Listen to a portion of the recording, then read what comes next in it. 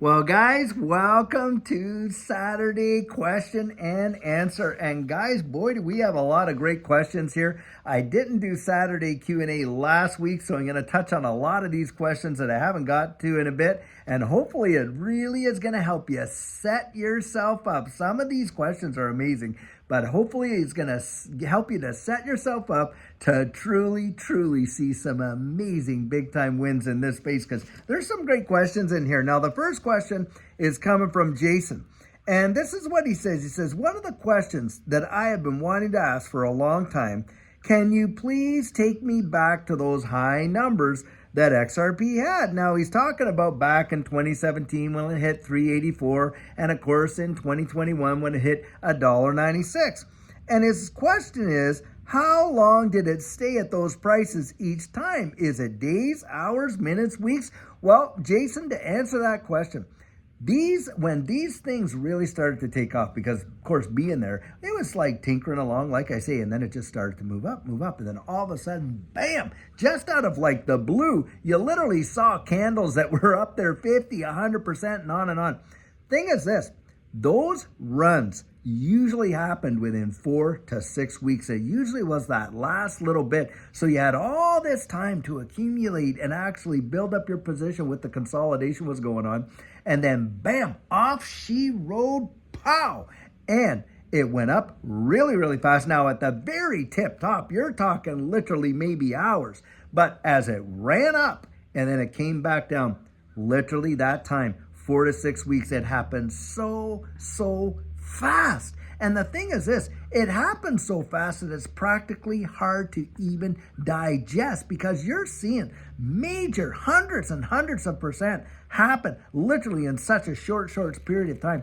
And that's why I'm always saying, listen, you've got to discipline yourself having your plan in place, because a lot of people think, yeah, well, I'll just sell when it gets up to those numbers. No, you won't. Most people won't. Why? Because when you get there, the sentiment and the emotion that's running through the veins of this entire ecosystem is all that it's just going to keep going.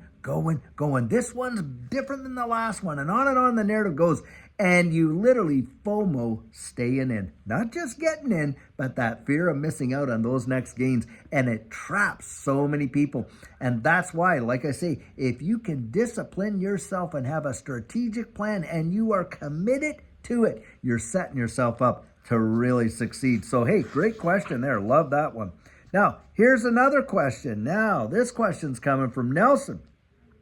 And I really appreciate, all the well wishes that come through these questions. He says, hi, David, I love your channel and never miss an episode. Hey, Nelson, thank you so much. That really humbles Judy and I, that people are willing to kind of tune in just to listen to our 2 cents and what we have to say. And we are telling you what, Judy and I are as transparent as we can possibly be in this space, as much as we can be safe. And I'll tell you, that's why you don't see a whole lot of big time sponsors and things like that, because we want to give it to you right from the hip, where exactly we experienced it, and on and stuff like that. So I really value that you're tuning in and watching them all. Now, he says this, my question is this: in the last bull cycle, I held on to my crypto and rode the market all the way up and then all the way back down. Wow. Nelson, I've heard so many people talk about that. And that's why I'm always out there. Like I just said in the last question, I'm always out there saying, you got to have a strategic plan. You got to have one, or you could get tagged like that. Now, he says, this time I plan to be completely out of the market well ahead of the top. However, my conviction concerning XRP is that someday, perhaps by 2030, no doubt, it will reach a 3 or 4 digit price. Would it be better to sell all of my other coins but hold XRP for the next cycle? Or is it better to sell my XRP and plan to buy back in when the market bottoms? Well, the deal is this. It is practically impossible for anyone to nail the bottom and the top. Now, hindsight's great, right? You can always look back and say, oh, well, that was the bottom, and oh, there was the top.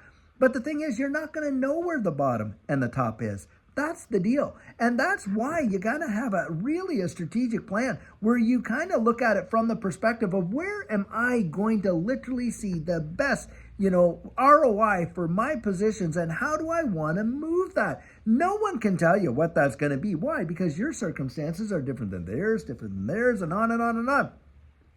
And this is what it's all about with investing, because with investing, hey, you are taking risk. That is a fact, Jack. But that's why we do it, because the risk is what leads us to the potential rewards, isn't it?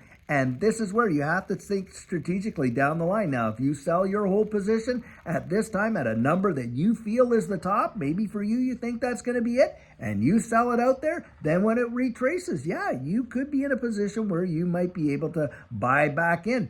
But the thing is this, nobody knows where the top is usually or where the bottom is. That's all the speculation side. And of course, because if we did know, hey, you and I would be billionaires already, because we'd know what the future holds. Nobody knows that, guys. And that's where I kind of come down and say, this is where you got to have your strategic plan right ready in place. But Nelson, hey, great question. Wow. Now, next question we got here. And this is coming from David. Hey, David. Anyway, he says, hello there. Love your channel. Love the content and positivity. Thank you, David. Really appreciate that. Now, here's a couple of his questions.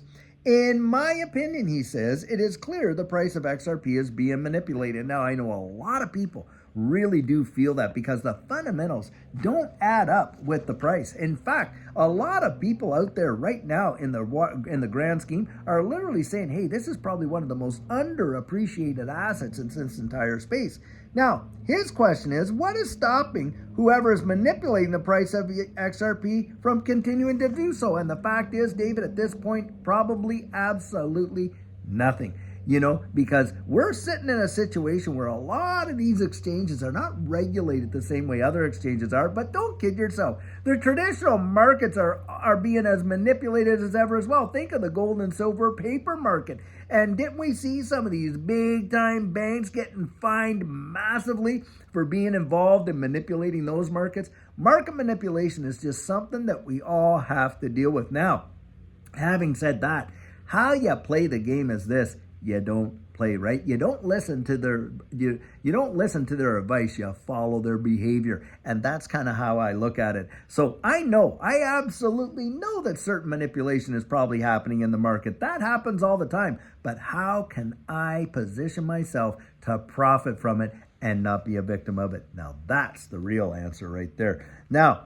And he says, why doesn't Ripple look into who's manipulating the price of XRP? Well, guys, the reason for this is Ripple is not, they may be the major holder of XRP, but guys, come on, they're not the market police here. And even if they were able to demonstrate, hey, this person's using this market maker, this one's doing this and that, what can they possibly do about it? Not much. And then you got a lot of people out there thinking, well, Ripple are the culprits of the manipulation. And the thing is this, we have not on your, the deal is this, Ripple has sold absolutely zero XRP to the retail market since 2019. Their sales have all been made to on-demand liquidity partners, and that should excite us in a big deal. Why?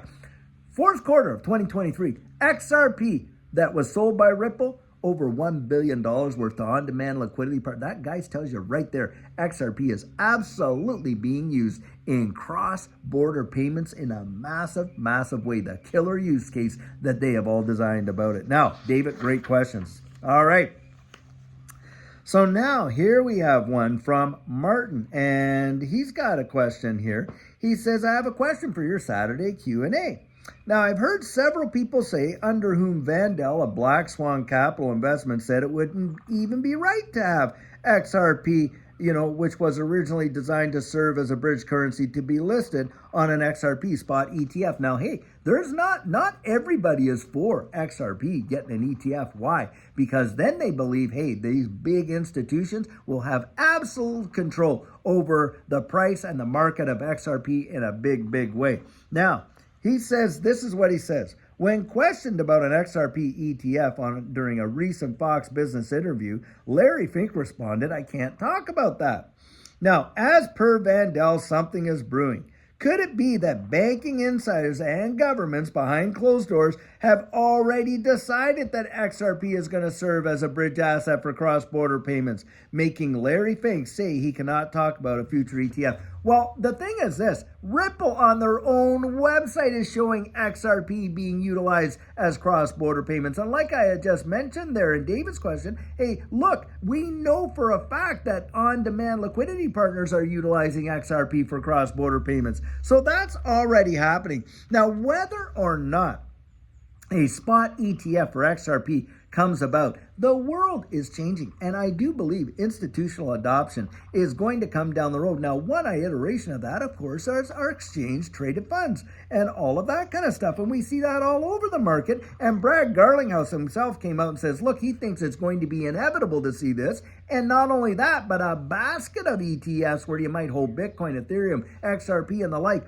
all in that. Guys, it is part of the institutional adoption roadmap. It's something that I think we're all going to have to get used to coming down the road. But hey, great question, Martin. Now, let's just take a look here. We're all getting through some of these, but they're great questions. I'll tell you what. Now, this one is coming from Arna. And she says, I have been thinking for some time, she says, good morning, David and Judy. I've been thinking for some time about my exit strategy.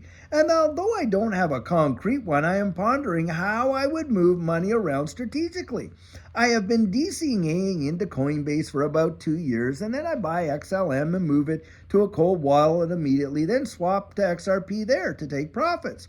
I would have to move XLM back to Coinbase and then into USD from there. My question is, she says, would I have to pay 30% capital gains tax since that XLM has only been on Coinbase for a few minutes? To avoid capital gains, would crypto have to be on Coinbase for a full year? Now, the deal with your taxes, it doesn't matter whether it's on your exchange or off your exchange or what. It's the date that you bought it. That is when the clock starts ticking. And the moment that you exchange that for another asset, that is a taxable transaction. So when you move it from XLM and to a cold wallet and you change and you turn around and you now flip that for XRP, that is a taxable event right there. And it may not be a gain or a loss depending on what happened there. But the thing is this, a lot of people don't understand that it's not only when you onboard with your USD and offboard with USD that capital gains are calculated. No, it's when you move it from one asset to another. Those are also, taxable transactions. And it does not matter whether it's on the exchange or off the exchange. You are obligated to report that. And hey, there are mechanisms available, like Coinly.io and different ones that can utilize the history on your ledger, the history on your exchanges and all that to help you prepare the reporting of those transactions. But hey, that is a good question. Now, this one is coming from Jason. Now, he's saying, and this is his question. He says, hey, hi, Dave. Glad Washington treated you well. Well, actually, by the time we got back, we were really sick for a good while. But needless to say, we love Washington. Says, please excuse my ignorance regarding Flare. I just don't understand any of this correlation with Flare and XRP. I don't get any of it. What is the free Flare airdrop and how do we get it? I hear this every day. Well, the deal is this. It's not that there is presently an airdrop for Flare to XRP holders, but there was one. And that happened, I think it was December 12th or 21st of 2020. Let me just see here, 2020, in fact. And that's when they took a snapshot. Now, they didn't get the distribution until many, many months later. And the way they were distributed changed from the original to on and on and on. But Flare was basically going to utilize XRP in a particular way to bring smart contract functionality to the XRP ledger. And Flare is an amazing project, and Judy and I certainly hold Flare due to the snapshot and all that kind of stuff. And you can stake it and gain more. But that's what you're hearing when you're hearing about the airdrop. It's something that happened in the past, and it's not available any longer today. But a lot of people that are in XRP were around during that time, and that's why you hear about it all the time. So good question, Jason. All right, so Now, this is coming from Thor. Now, Thor, I'm going to do my best to answer this because he's got a multiplicity of questions here. But he says this. He says, and he's talking about Chris Larson here. And he says, obviously what happened with Chris Larson is a little bit of old news, but it still begs the question, how did this happen? And are there any updates, or is this just being swept under the carpet? First question, well, what happened was it was an inside job is what happened. And, of course, it wasn't that he got hacked. He got exploited, right? Big difference. It's kind of like a phishing thing. They didn't hack it, but they got his, details, and they went in there, and yes, he was able to put a freeze on that. They were able to recover practically all of it, and there is certainly an investigation underway. So that's that question. Now, let me just see, because he's asking about the hacked wallet. Okay, now here we go. Okay, I just want to see here because, okay. Now, he's talking about whether or not, he's asking here, should a person have a multiplicity of hardware wallets? And he's pointing out that, Vandell over at Black Swan Capitalist saying they got about 8 and they're going to pick up 2 more and da-da-da-da. And he's saying, listen, does a person really need to do that if they're only holding 10,000 tokens? The deal is this. When it comes to hardware wallets, really what we're talking about is your comfort in the level of security that they provide, like, not making sure you lose, your 24-word seed phrase, not passing that out. You could literally have like as many as you want on one wallet. It's not like a wallet fills up, because that's not how they work. Your assets are on the blockchain. How hardware wallets work is the storage of the private keys. And this is the deal. It's all about your comfort level for security. Now, a lot of people have a multiplicity of them in case one was stolen or they lost the keys on this one. Well, they'd have another one. They kind of feel like they're breaking up their risk by having it on multiple wallets. And that is a matter of preference. It's not a necessity. I have multiple wallets and I use them in various ways like that. And of course, it's how do you store your 24-word seed phrase? There's people that will literally actually divide it into 3 and keep one in one safety deposit, one in this. I've even heard of people that keep the seed phrase broken up and keep them in different states in the United States and stuff like that. So it's not easy to actually go out and collect it. Now, if you do that, I'm imagining you probably want to have some sort of trustee that knows at least where they all are. Should something happen to you and your family, I mean, you want to make sure that, your beneficiaries would have access to it and stuff like that. But anyway, it's a great question. It's not an absolute necessity. And yes, your personal custody and your personal security of your digital assets should be paramount in your mind, and develop a plan and a strategy for yourself that makes you feel safe, and of course, one that you're comfortable in implementing. That's how I'd answer that, Thor. Great question. Now, I am on my last question, and this comes from Jerry. And Jerry writes, I'm writing this on my phone. I'm going to be short. He says, I need you to elaborate, in simple terms, what you mean by when the banks reevaluate what you have on deposit on your bank. And he says, oh, I love the show and all that. And he's finally got his wife to watch. And I think this is a great question. Jerry, when you look at the prior, when they've had bailouts with banks in the past, the Federal Reserve and other central banks have gone in and just infused a ton of cash into those banks and that type of thing. Well, now, if you find the legislation, because it's out there and you can read it for the U.S., Canada, UK now, if there's another major banking crisis, it's not going to be bailout, it's going to be a bail-in. And what that proposes is, let's say you're sitting there with $1 million on deposit. I can just throw that number out, round number. Anyway, you're sitting there with that kind of money in your bank, and they have a bail-in. Well, you as a depositor, the way they look at it is, you're practically like an investor in the bank. And when they go to reevaluate, they literally will do a bank holiday, shut off all withdrawals. They did this in Cyprus. And then when they reopen them, you don't have $1 million in there anymore. Well, maybe you only have 300,000 or whatever it is. They literally, legally can do that. And those funds that are minused out of your bank account go towards paying for the bank to remain solvent. That has happened in Cyprus and on and on. And you can read the legislation and absolutely find out what it means here in the U.S. So that's there. Now, I got another question that came in through a different method than the emails. And this one has to do with other ecosystems outside of just XRP. Now, I have done a lot of videos on various ecosystems on the channel that are way back there. But, I'm most excited about XRP, and that's obvious. You guys all know that.